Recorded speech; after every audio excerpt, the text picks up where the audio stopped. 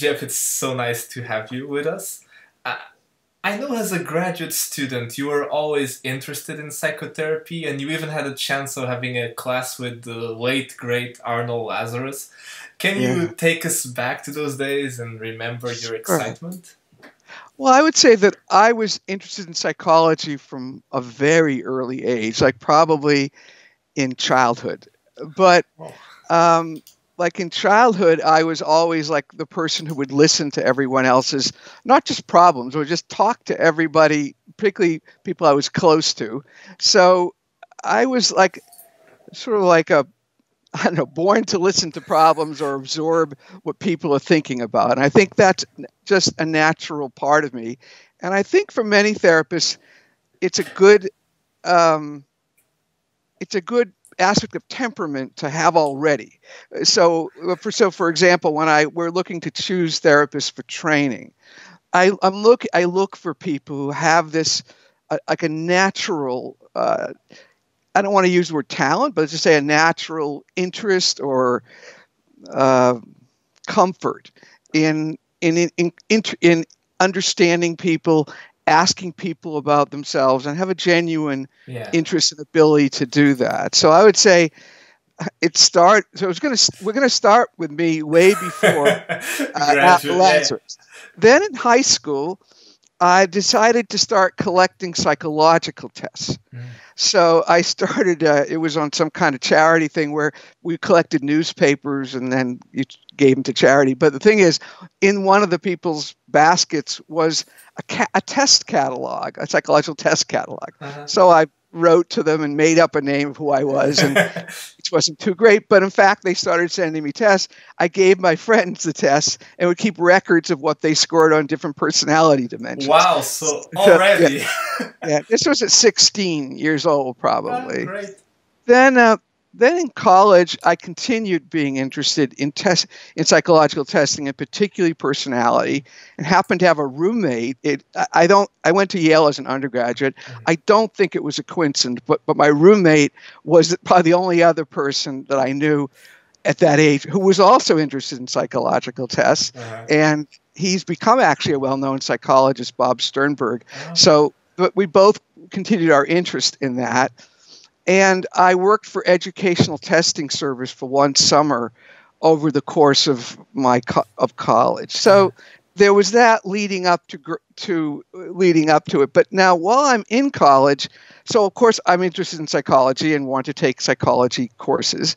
And one of the years I'm there, I think it was my sophomore year, they have a guest lecturer, a guest faculty member Uh-huh. who just there temporarily for the year, and it happened to be Arnold Lazarus, who at that point I had no idea who he was, but I knew that I wanted to learn every approach there was, even then, to both personality, but more particularly to psychotherapy. Mhm. So in a way, I guess I'd say he was my first formal exposure to psychotherapy in an academic setting. Mhm. And he was a very, very inspiring lecturer. I mean, the Very most charismatic, yeah. very charismatic, extremely, exactly. And he would play, like audio tapes of him with clients, and Uh-huh. you know, and it was exciting, and it also had, of course, a theory behind what Yeah. he was doing,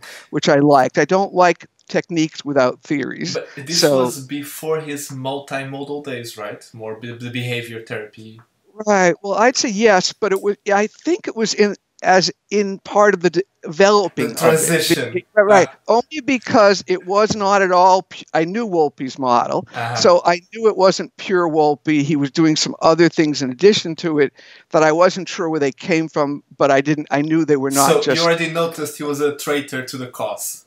Right. Yes. Exactly. That didn't cause me to lose interest in Wolpe's work, but Uh-huh. it did lead me to be extremely interested in psychotherapy. So I would say it was a major, major turning point in that it took something that was a real interest just from early in life and made it into a more definite career choice. I Uh-huh. guess I'd Uh-huh. say I really decided from that point on, and also decided that I wanted to take a route of therapy more similar to his than to psychoanalysis, which unfortunately at that time I hated, really hated it. I would read it and think it was it was convoluted. It didn't have a lot. It was not logical. So I got very frustrated with it. Although later I came back to parts of it, but early on I really couldn't stand psychoanalysis and would avoid anything that was psychoanalysis.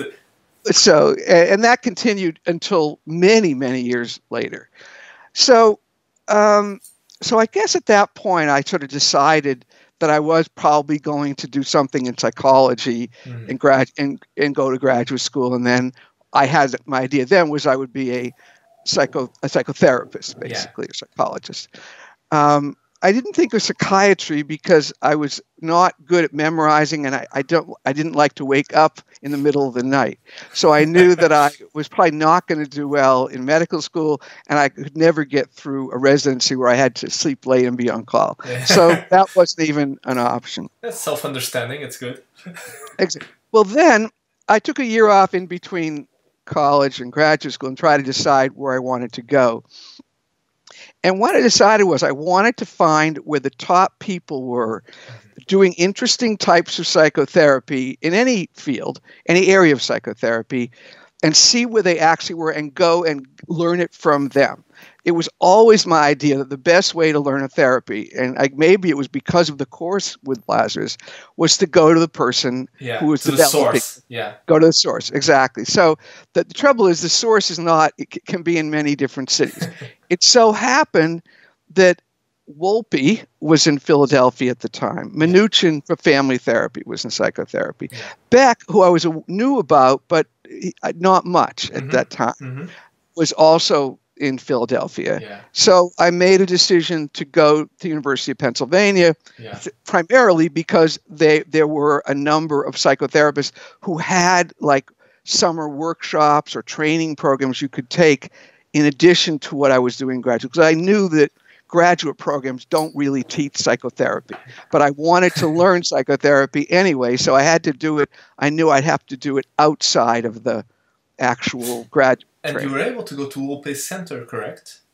Right. So I spent a summer.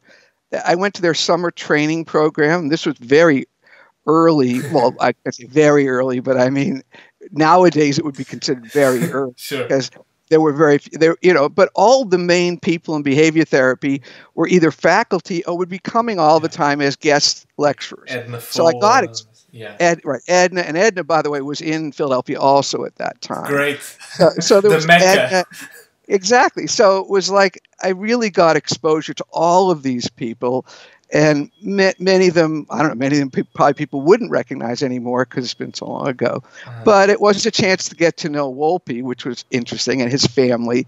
I was also always interested in the personality of the person who developed therapies, not just in the therapy. Yeah. And interested to know to what extent was their model coming out of them, and to what extent was it something they were deriving through some academic or theoretical or empirical way, as opposed to something coming from their own nature or their own personality. This might bring us later. I don't want to get us off track. It might bring us later to something because I know even from the 1990 book that you have. I actually have it right here.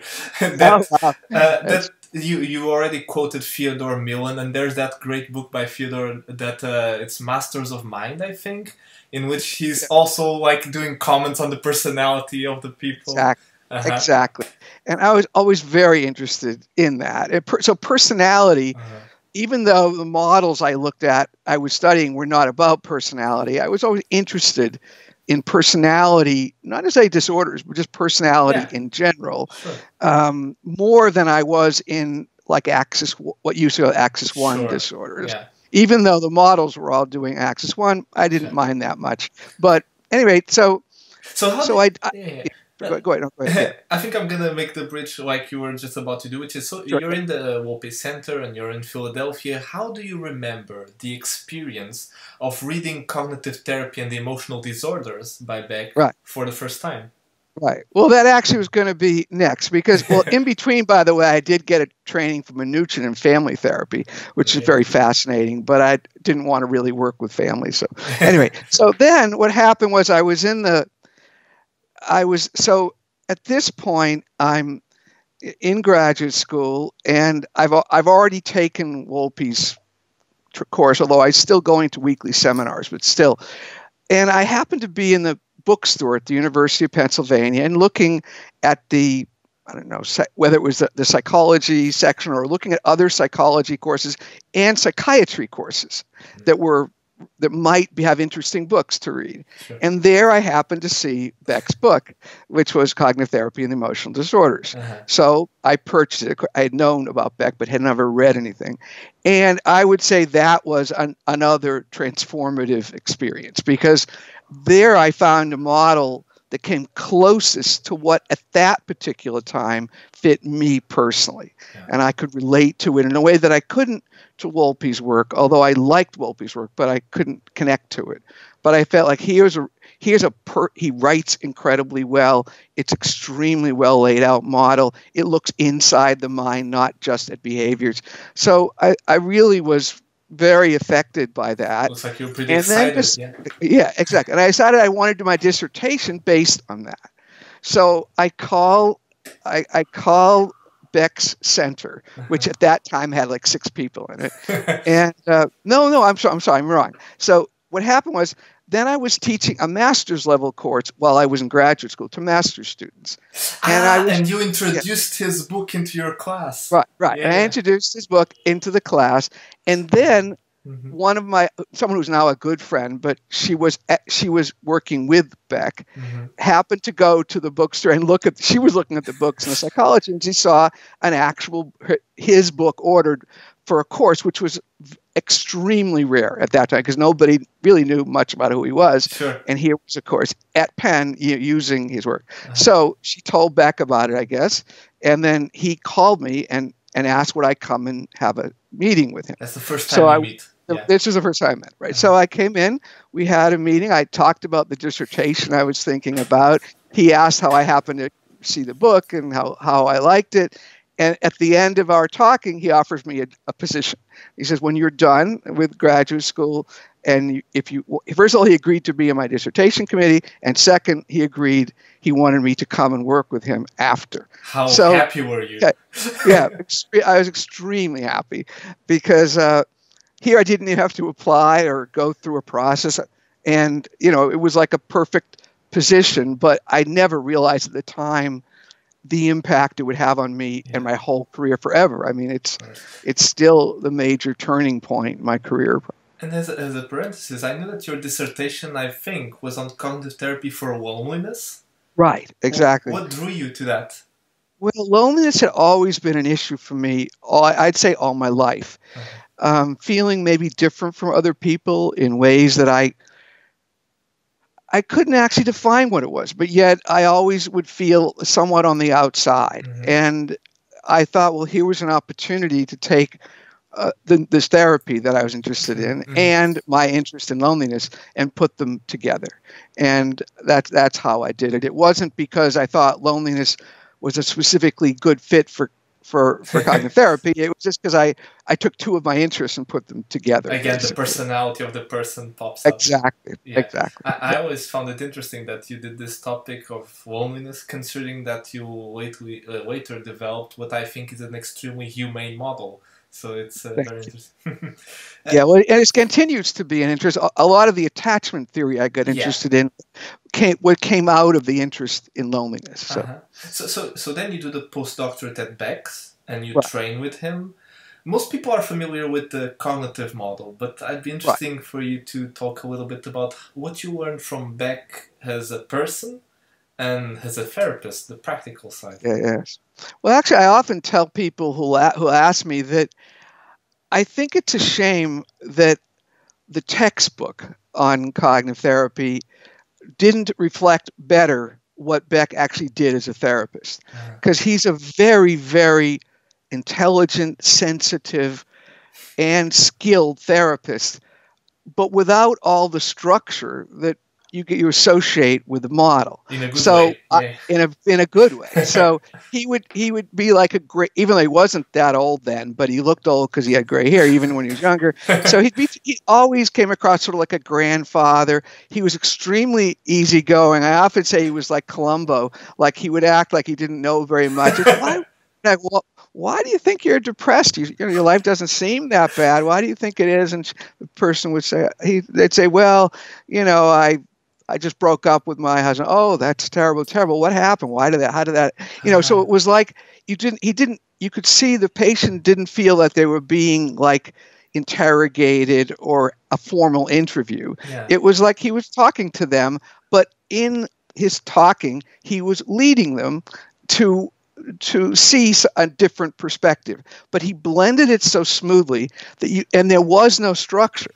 So it was not at all obvious what he's doing. And yet by the end of the session, because he has a strategy in mind, and you can see, once you know the model, you can see the strategy, but the patient would never see it because it's done through this very, very gentle, gradual questioning that leads the patient to see, have you ever thought about this? Or couldn't you think of it this way? Or something like that. And so it was amazing. And I began to, as I always have done, actually I didn't mention, by the way, I also was very interested in Ellis before and had gotten training from Ellis. So here was something that tremendous contrast in style to Ellis, who I thought was very interesting, but not a very good style. I actually tried using it with patients. It was terrible. But anyway, so here was a style that I could actually mimic it almost with my own personality, but using almost trying to imitate the style and translate it into me, because I could see how good it was. And I think what I take away from Beck in watching him, sitting in with him on sessions, or sometimes through a mirror, was not the model as we see it in the book. Boxes. What's the handbook of whatever it's called? The main book on cognitive therapy. It was the next book, a handbook of the main cognitive therapy book. But if you go back to cognitive therapy and emotional disorders, that is his model. That's how he operates. And through that and watching him, I really learned, how cognitive therapy could be done by someone who was really masterful. And I can't understate how intelligent he is, how brilliant he is. So, and not only is he a wonderful therapist, but he's a brilliant person, which continues to be true in every area that I work with him on. So I think a lot of people, I guess it's not shocking, but on the other hand, people might have an idea of what he's like as a therapist. It's very different from what he's actually like as a therapist. It's interesting that interpersonal skill side wasn't so much explored in the early books. It's a shame. Exactly.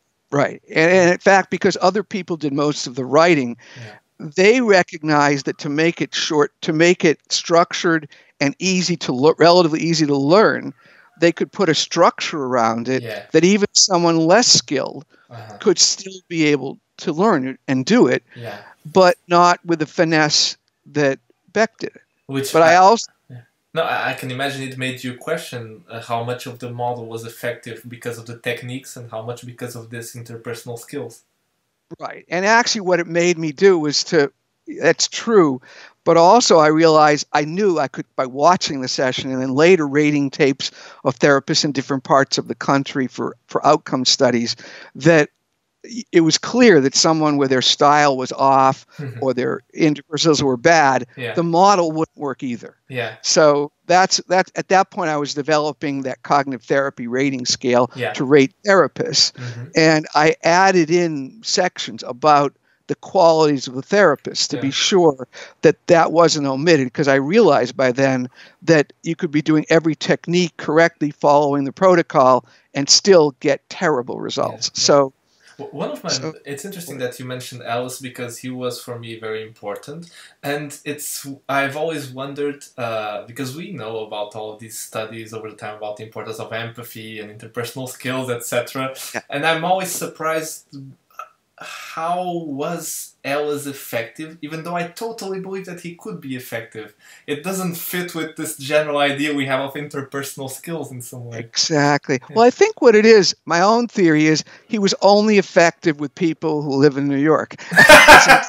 It's an exaggeration. It's a cluster. But my point is, if you live in New York, there are a lot of very intellectual, sort of very rationally oriented and smart people in New York, in Manhattan, who were perfect fits for this model because they weren't they'd cut off their emotions, as I now look at it, and they were in a very logical, rational world and his internal world, and that's how the model worked. So when he'd interact with patients like that, he did extremely well.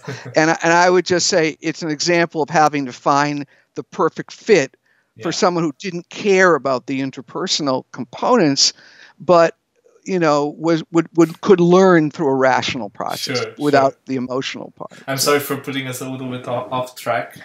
No, I'm always interested actually in that part of it. Anything about the emotional versus the rational is of interest. Well, I'm sure we'll talk a little bit about that. Well, when you were in Beck's center, you were treating or seeing basically pure Axis 1 patients, like depression, anxiety. I don't believe there are very many pure Axis 1 patients. They were supposed to be pure Axis 1 patients. But in reality, what we learned was the number of Axis 1 patients who don't have personality issues is very small. Particularly, that's my opinion. So certainly there is a subset like that where maybe you can think some specific trigger problem happened in their lives. They were very healthy before, then all of a sudden some tragedy happens and then they get depressed. Of course, there were some patients like that, but most of the patients had issues in their lives before, and this was just another episode of depression. It's great you're getting into that. I've always been questioning about this, and I even Richard Westward, I think was his name. Yeah, sure. He had such a great sentence, which was we lived in a world with therapists with an Axis 1 mind in an Axis 2 world. Yes, that's exactly what I think. And in fact, now in DSM-5 they don't separate them. There aren't two axes anymore. So, which was a good decision. But when I taught schema therapy, when I was introducing schema therapy, although we always want to know what the Axis 1 disorder was, I'd always make it clear that it's the rare patient where you can work on Axis 1 without working on schemas and personality dimensions because they intersected. But then, having said that, how satisfied were you with the model then? If most of the people coming in with supposedly Axis 1 disorders, but even now you're saying that even those people had characterological issues. Right. Well, the thing is that some people, even if they have characterological issues, many people can still use the strategies and get better from this episode. The problem is it doesn't necessarily keep them from having another episode. But more importantly, it doesn't necessarily make their life happy. And this is something I learned from Beck actually through a separate way, is that the absence of depression is not the same as being happy in your life. And what I always say to people, and I once said to ask Beck, I was asking him, this is when I was at his institute, and I was saying, why is it that when you develop the Beck inventory, there aren't items for every item? Why aren't there the positive ones? Like, I feel good, I feel great. He says, well, we actually did that, but they came out as two different dimensions. The negative dimension of the negative was not on a continuum with the positive side, which makes it clear that being happy is not the opposite of being depressed. Being non-depressed is the opposite of being depressed. So it's important to realize that I was not satisfied having a patient go out, end therapy, have their depression gone. I mean, that was an accomplishment. I thought that was worthwhile, and I still do. But they still often were very unhappy in their lives. They had major life problems, but they were no longer clinically depressed. So to me... So you still felt that, even in the clinic? Absolutely. Yeah. And then when I went to private practice, where the patients weren't screened at all in a private practice, the way they were, because they were screened for having major depression. They couldn't screen out every personality disorder. But when we did for depression, in a private practice, you have many more people who are subclinically depressed. So they have depression, but it's more characterological, like dysthymic disorder. Yeah. And many, many more of the patients were like that. And they would only have a minimal response to cognitive therapy. And that's what I think was more of the transition when I moved from a population that was primarily, they were strongly depressed, to ones where they were more like a typical private practice situation, just like the normal patient population, where a percentage are clinically depressed, but a much larger number have depression, but not enough to be clinical. Yeah. So and I guess this is at the time of the private practice, or when you go to private practice, is when you start hearing that often quoted phrase like, yeah, I can get the rationale intellectually, but I still feel the same. Exactly. I think that's what I put in that book you had, 1990, was that's what I kept hearing from patients. And of course, it only would come up with what I now call schemas, because they wouldn't say that around like just everyday situations, trying to show them where they were not looking at it properly. But it might be something about self-esteem. And I'd say, well, as you can see, like all the evidence doesn't justify your feeling that you're a totally worthless person. And they'd say, well, that makes sense objectively, but I still feel like I'm totally worthless. Yeah. And no matter what I did that was anywhere cognitive or behavioral, it wouldn't change that. And that's when it was a pretty frustrating time as a therapist, no? Right. It was frustrating but for me, frustrating is challenging because it's boring. See, it's boring. If you do the same thing over and over again, there's nothing challenging in the patient. It can get boring doing therapy. So in a way, they were also the most interesting to me because I had to figure out what's missing in the model. What do I need to come up with? What can I draw on to help patients where the cognitive therapy or behavior therapy were not enough. Yeah. And that's what led to developing the schema therapy, really, over a period of time. Well, I think people who know a little bit more about schema therapy know that, of course, you're influenced by Bowlby and attachment theory. Right. There is a particular group of authors that I personally love that is not, I think, is not so much talked about these days, and I wonder if you could say a little bit about their influence, which was Guidano and Gotti. Yeah. And I think I mentioned it in that book, too. They were a major influence, although I'd never seen them do therapy. So the problem was I'd like it to also be, I guess, it's another example of an abstract theory that I liked because it went deeper. But on the other hand, it was so abstract you didn't know how it was in practice. How would you use it? Yeah. So as a theory, it was extremely helpful as a transition from cognitive therapy into what I would eventually, call schema therapy. I would say Guidano and Liotti's work and attachment theory were both extremely important influences. And, of course, I have to touch on this, your own Gestalt therapy. Right, and that came a little later, which is when I started Gestalt therapy. And if you talk about something, again, that changed my whole work, it was that. And it was only, tell you the truth, although I had many sessions, 2 main sessions, because the first 2 sessions were just imagery work, in which he'd have me picture myself as a child. And all of a sudden, I just pictured memories of very deep issues and that I had never, ever remembered because they're things from 5 years old and 7 years old. And yet they were, when I was doing the imagery work, the Gestalt therapist, by the way, doesn't do very much which we do much more in schema therapy, but they don't do much. They just elicit the image and don't do that much once you're in the image. It's like the surgeon cutting the wound and letting it bleed.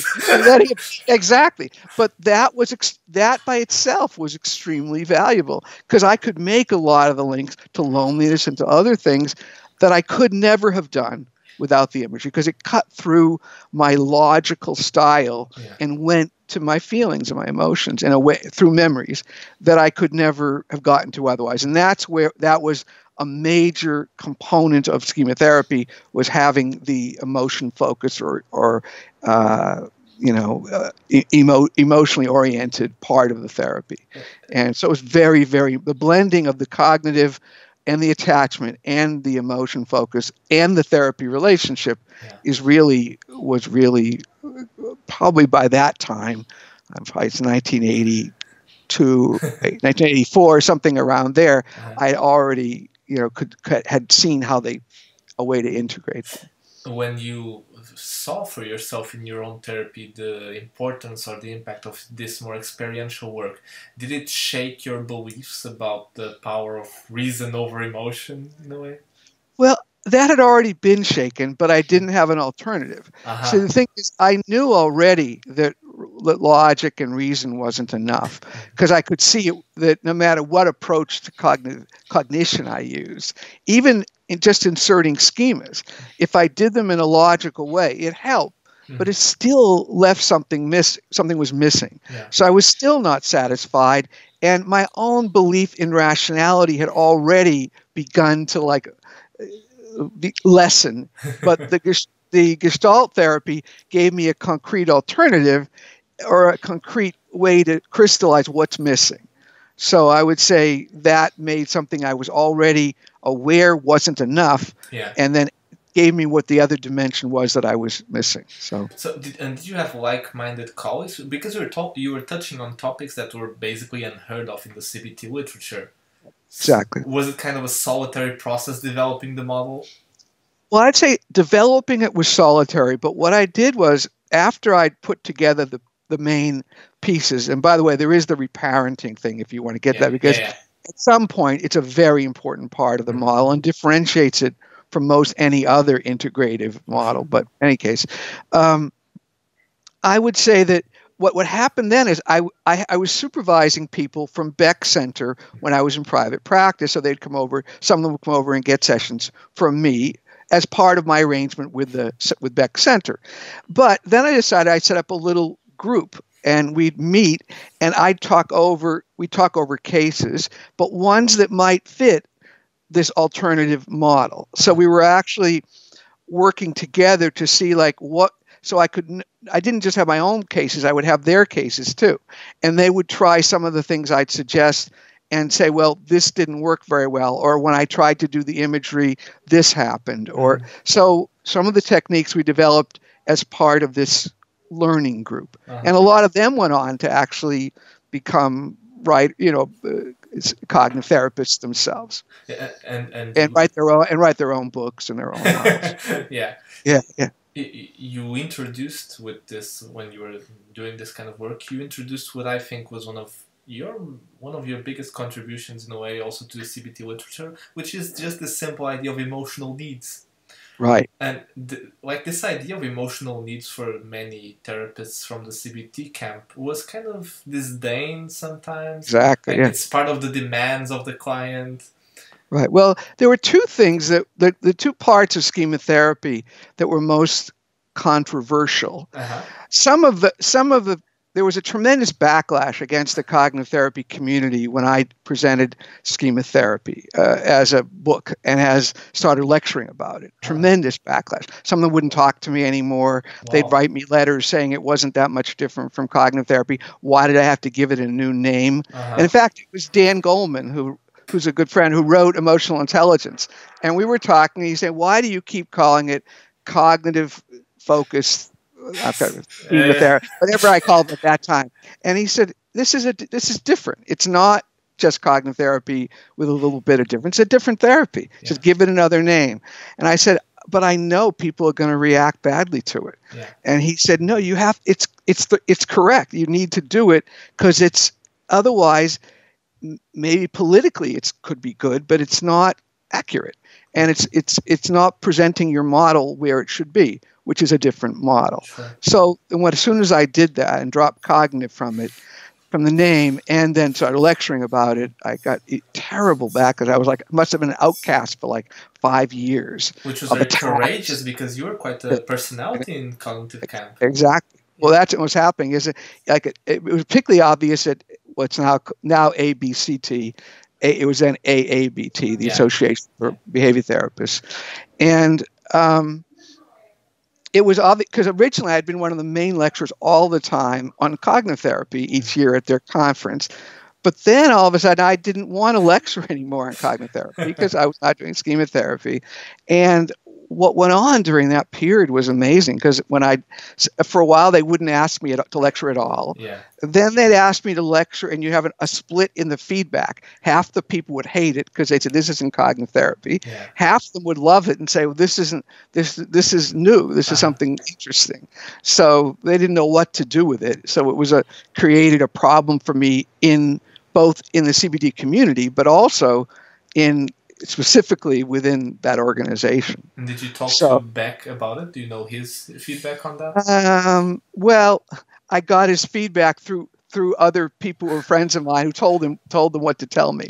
So I got feedback indirectly. Okay. But I knew that his basic feeling was that, I mean, like many psychotherapists, I think they're competitive, and the idea of something that's a different model they see as, I don't know, like competition for their model. Yeah. And I think that rather than just saying this is great to have something new, which is how I am. When I hear a new model, I'm excited about it, even if it's not mine. I just like a new model. So, but I've learned that most people who develop models, they actually don't like new models. Might they feel like, a little bit threatened, or right? Yeah, exactly. And I think that's what was happening. All the CBT people were feeling threatened by a new model. Yeah. But I think over 10 years' time, that changed, and they started incorporating major aspects of schema therapy into cognitive therapy. But one other thing is that, which was answering your question more directly, the two biggest things they were uncomfortable with, much of it they would just say it's just the same as cognitive therapy, which it wasn't, because schemas are not the same as cognitive therapy. But the bigger thing was that they didn't like reparenting, limited reparenting, and they didn't like needs. Yeah. Because why do you have to insert something you can't observe, that's not empirically observable? Why do you have to insert it into your model? What does it get you?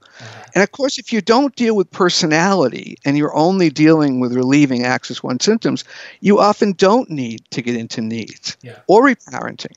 But as soon as you get like severe patients, like borderlines, or people with severe personality disorders, if you don't have the idea of needs, you don't understand why they're so damaged and what they need to get better. They don't just need a correction in their thinking or in their emotions. They need experiences in life that meet those needs. And one of the ways to do it is through the limited reparenting. But if you don't accept the needs, you can't accept the reparenting, because they're linked together. So I actually think, as a contributions to therapy, it was the introduction of needs and the use of reparenting, in addition to just the putting it together in this particular way, just the way the model is cohesive. I think those are the major contributions of schema therapy. For people who don't know, could you just briefly mention what it is, this reparenting? Yeah, we'd call it limited reparenting, because it's important, because there were models that were called reparenting before that, where the therapist literally tried to become like the parent, and the patient would call them daddy or things like that. And then there was a big case with a Harvard professor who was doing that, and her patient committed suicide. Oh God, okay. And it was a terrible thing. But at any rate, so limited reparenting is basically the idea that the therapist, through getting history and doing imagery exercises, figures out which of the core needs of the patient when they were a child were not met, like the need to be listened to, the need to be nurtured, the need to have limits set. There are many that we have like 18 needs like this. And the thing is that the idea is that the therapist often can meet those needs to a limited degree within the therapy session. Sure. And begin to change the schemas directly by meeting the needs in the session. So if you know what needs weren't met, you meet them during the session. And we have ways that you can do reparenting for different needs. You require a different kind of interaction with the patient to meet that need. I can imagine you training in yourself when the model wasn't developed, and your kind of solitary process trying to figure out the different needs and kind of reparenting needed for that. Exactly. That's where borderline patients with BPD were so helpful, because they have almost every need. Almost every need they had as a child was unmet. So if I wanted a group there was a group of patients where just focusing on these patients, I could see almost every need. You learned the entire menu. Right, you got the whole menu, and you can try out. You can find out what things are you not doing, because when you try to do this and then they get angry at you, you're like, oh, well, I frustrated something they wanted. Yeah. What was it? Then I'll find out, why were you upset with me? And then I can say, oh, that's another need I didn't realize. So I have to now figure out a way to meet that need too. So I'd say the BPD patients were extremely helpful in continuing to develop the reparenting idea. And the needs. Yeah, linking what you're just saying with something a little bit earlier on, going back to the Axis 1, Axis 2 thing. Yes. So when you read Beck's classics, like Cognitive Therapy for Depression or Anxiety Disorders and Phobias, do you still basically agree with the major notions there? Or do you now just feel that something is missing, like this more characterological work? Yeah, that's what I feel. There's something missing. If you want to look at it, it's a good complete model of the cognitive functioning. Yeah. But cognitive is only one component of understanding people, and it's only the one component of healing all psychiatric disorders. So, to the extent that you only want to look at the cognitive dimension, it's a very good therapy. But if you want to look at characterological dimensions, other dimensions, emotional dimensions, attachment dimensions, the model is missing all of those things. So it's an incomplete model if you try to look at the whole range of problems that come up for patients who come in with psychiatric problems. So, but for the patients who only need cognitive work, and that's where most of their problem is, and particularly if you're interested in shorter term change, meaning just symptomatic change, as I say, I think it's still a good model. But as a theoretical model, it's leaving out, and I think, many dimensions.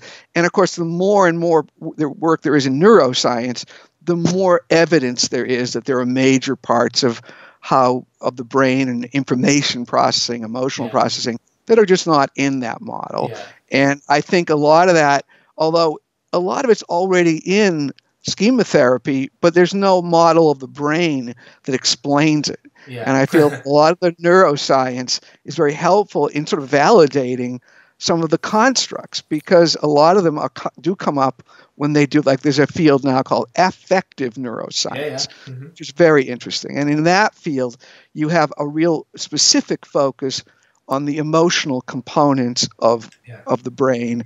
And those are the ones that I feel are not adequately dealt with in cognitive therapy. But I still think it's still good for if you can focus just at the cognitive level. I think all the books on cognitive therapy are still good. And I remember what I felt more frustrated with. I liked I enjoyed always reading the books. I always felt the lack of the developmental issue of how did we get here. Right. And that's, of course, where the needs came in, because you see, in order to have, because I was very interested in origins, but I didn't like the way psychoanalysis looks at origins. And there was no model. I looked at many models for childhood development and origins, and none of them seemed to really be complete enough or they weren't really the kinds of origins that were the things my patients had experienced that gave them their issues. So I had to develop origins to go with each schema. But as I started to figure out, well, what are the origins of the schema, I would start getting back inevitably to a need that wasn't met. So let's say I get back to the origin of somebody who was, let's say, someone who could never get intimate with anybody. I find that many of them would have extremely cold, distant, unaffectionate parents. And then I'd say, well, what effect did that have on the child? Well, then I said, well, there must be a need the child has to be nurtured, to be someone to connect with them, attached to them. And that if that need wasn't met, then the patient develops a schema. Then the schema leads to various symptoms in many cases, or life problems. So the needs and the developmental thing, for me, ended up being the same exploring developmental origins and led me into needs. And that's, so to me, I feel if you don't understand the developmental origins of a patient's issues, you don't understand the patient. You haven't conceptualized it, and you will not be able to help them enough. So to me, it's like essential part of doing psychotherapy is to really, and in a very specific way, know what the developmental origins were. Not just, they had a distant parent or, there was abuse. It can't be general. It has to be specific to the patient. What did the parent do or not do? And what need did that frustrate?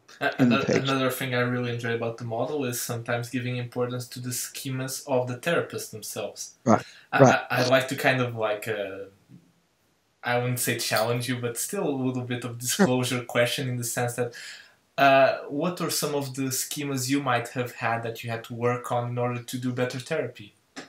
Sure. Well, I'd say that one obvious one was, one of them I'd say was an advantage in doing cognitive therapy because I could relate to it in patients. But I'd say one of my main schemas is emotional deprivation, which is the idea of not getting enough affection, warmth, listening, and empathy. And having had that as a schema and that as a childhood origin, it wasn't an obstacle to doing therapy, but in the opposite, it actually allowed me to understand it better.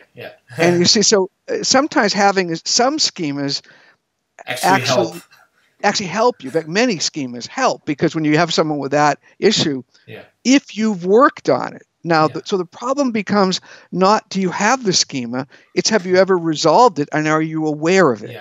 And if you have a therapist who has the schema, doesn't know they have it and hasn't worked on it, then they will not be able to meet the need of the patient, the core need of the patient, because they don't realize they didn't get it. So let's say before I was aware of that, if I'd had a patient, I had a deprivation, but I had a patient who also wasn't nurtured, I wouldn't understand what it was they needed because I never got it myself.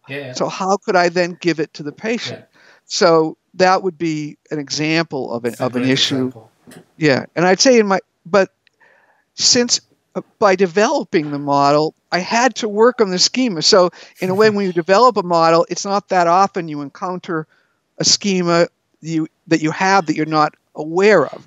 And if I did, then I'd add a new schema because I knew there was something I wasn't getting. So I'd say the biggest thing is really the therapist's understanding of their own needs and childhoods and schemas, and having done enough work to correct it that they can then meet the needs of their patients. And at this point, I guess if I had to pick one that maybe a need that maybe wasn't met enough that's still creating problems with patients, I would say it's probably not a schema. It's a temperament thing. Like I have a slightly impatient temperament. Like I like to go fast, and I have to learn to be patient. I've learned over a long time to do it. But I think that's we do have a temperament as part of our model, and some things are really not your schemas. They're your nature, your temperament. Still working on it. So I think, and that I'm still working on. But I would say the schemas I've mostly worked on, but most of the people we've coming in, of course, when they're starting, don't know their own schemas, certainly have not gotten therapy or training to work on that schema. And therefore, there's almost always something, and I always say borderline patients trigger almost every schema. So whichever one you're not aware of, they will trigger. And then we find out what schema the therapist is not aware of and how to deal with it. So but it's essential. Exactly. So it's an essential part of the model that the therapists know their own schemas and see how they're playing themselves out in the therapy session with particular patients, and then do enough work on themselves to be able to at least be able to meet that need for the patient. Even if they can't completely heal themselves, at least they need to be able to recognize it when they see a patient and not let their own issues get in the way of providing good therapy. So Jeff, we're drawing here to a close, but also bringing up lots of things that you've been talking about. If you were in therapy yourself now, how would you describe your ideal psychotherapist? Um, well, of course, it's a little different now because now that I have a model to understand myself that I use. But you need a schema therapist now. Yeah. What if maybe it'd be better to go back to if I hadn't developed a therapy Sure, and I was looking yeah. at and said before developing schema therapy, if I were looking, what would I look for in a therapist given what I now know? Yeah. I guess I would say I'd look for a therapist who could meet my own unmet needs. So I need someone warm, not just I call it the role of the therapist. Some people play the role of a therapist. They know how to pretend to be warm or pretend to listen. Yeah. It needs to be someone who's very genuine, very direct, someone who will truly care, someone who's loving, if possible. So I'd say for me, that element of the personality is probably the most important single thing. Second, I think, is someone who's able to see patterns. And I always say in what I've learned in schema therapy is it's your ability to spot patterns, because when a patient comes in, they don't tell you, well, here's my schema. What they do is they give you lots of examples of things in their life, and you can get examples from their childhood, and you have to put them together into a pattern. And if the therapist can't see your pattern, they can't get you to change it. So I think the ability to spot long-term emotionally based patterns would be an absolute necessity in a therapist working with me. And then I'd say I'd want somebody who could understand origins enough to help me at that connection. Make a connection. See, why do I have this pattern? Why am I having trouble with this? So I could make a link that makes sense to me. Yeah. And then they have to have enough life experience and judgment to know what would help me solve it. Because it's separate. You can understand it. You can be warm, but you've also got to figure out a way to get the patient and help the patient find solutions. And often those are relationship behave, how you are in relationships, how you overreact or underreact to situations. And so you need a therapist who's able to get down to really specific things in how I interact with people or work or whatever, and help me to make those changes. Seems like an active therapist also. Right. They have to be active. Yeah. Exactly. But not primarily skills oriented. I need to feel understood and cared for. And once I feel that, I need guidance to help me say, well, like here's a therapist who would say, well, look, when I was in a relationship, relationship, when I was younger, I did so-and-so, and it had this effect. Then I learned that if I did this instead, or if I could say this instead of just keeping it to myself, they'd feel more loved. Yeah. So I think you need to find a way to express what you feel but don't say, and express it to the person so they know what you feel toward them. Yeah. So let's practice that. Let's pretend I'm your, partner or whatever, and now let's play. How could you express your feeling to them? So they'd make it concrete. They'd be telling me what to do, and they'd be able to help me to do it. So, and having said that, how optimistic are you nowadays about deep schema change? Have you actually seen this happen a good number of times along the way? Yes. Oh, yeah. If I hadn't seen deep schema change, I wouldn't. You wouldn't be doing it. Wouldn't be doing it. Yeah, exactly. So I would say that I see deep schema change all the time. I don't mean every patient, but I see it all the time, meaning there's always a significant percentage of patients that I see who make deep schema change. However, I've learned that deep schema change is not usually getting rid of the schema, and it's not usually being 100% healthy. It's making significant schema change, and in particular, enough schema change that it allows you to deal with the world differently. So sometimes you can deal with the world differently, get your core needs met, and develop good relationships without completely healing every schema you have. But at least when the schema is, it's adaptive. But also, if it's still there and it gets triggered by something, let's say a boss says or someone says, I overreact, I can figure out that I overreacted and why I overreacted, and then tone it down. Yeah. So I can't always stop the initial emotional trigger, but I can change what I then do with that once I know the schema. Yeah. So in some cases, my actual reactivity, if you really change the schema, your reactivity to the situation goes way down, or isn't there anymore. And you've seen that. Right, I say I've seen a lot of the time, but more frequently you get someone where the reaction to the same situations they used to is very much lower, very manageable, and they understand it. Yeah. And then their life can be happy. And that is the goal. The goal is not to get rid of every schema. It's to be able to weaken each schema that's important enough that the patient can have a happy life, fulfilling life, healthy relationships. That's really the goal. Jeff. But if there is not significant schema change in most patients with long-term problems, the patient's not going to get better. That's right. One last question that I still like to ask you, I've asked all of our colleagues is, what advice would you wish to have received when you were starting out as a psychotherapist? I would have liked to have someone who already had a model so that I would have known what I was looking for. So I don't know that there was advice. I already knew how important the therapy relationship was, because when I'd go to look for a therapist, I knew I was looking for someone of a certain personality type. Yeah. I wasn't looking for any skills. So that I already knew. I guess if someone had said to me directly, you don't understand emotion enough, and because of the way you were brought up, you haven't incorporated emotion either into your own development or into your therapy. Yeah. And therapy is not just about logic. It's also about feelings, relationships, and closeness. And you need to find a therapy or develop a therapy that allows you to balance your logical side, which you already have, with a more emotional and, I'd say, attachment-oriented side.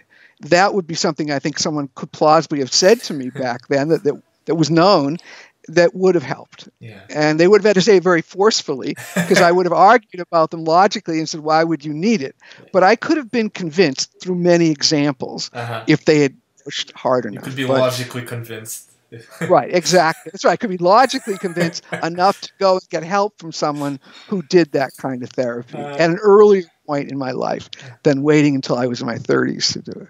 Jeff, this is a great opportunity to talk. Thank you so much.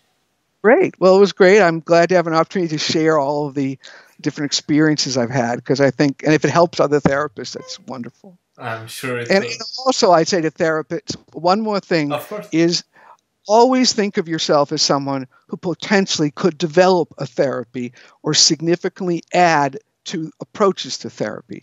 Don't look at yourself as someone who just learns therapies. Always look at yourself as someone in saying, what can I contribute to therapy? How can I advance therapy, either the theory or the technique, in a way that would both help me and patients, but also that I could teach to other people? I think many therapists, either their modesty or they're getting locked into a model keeps them from thinking, maybe I could actually either develop a model or make existing models better than they are. That's spoken like a true integrationist. Yeah, well, exactly. It is. And it's also a true belief that people shouldn't stay stuck in any model or combinations of models that they have. They should, it's not just finding other models. It's you trying to figure out things that are missing and you trying to find solutions, either partly by yourself. You don't always have to look to other people to find them. Sometimes you can find the answers inside you if you'll experiment and try things and be experimental. Thanks so much, Jeff. Good talking. I'm glad we had a chance to talk, Alexander.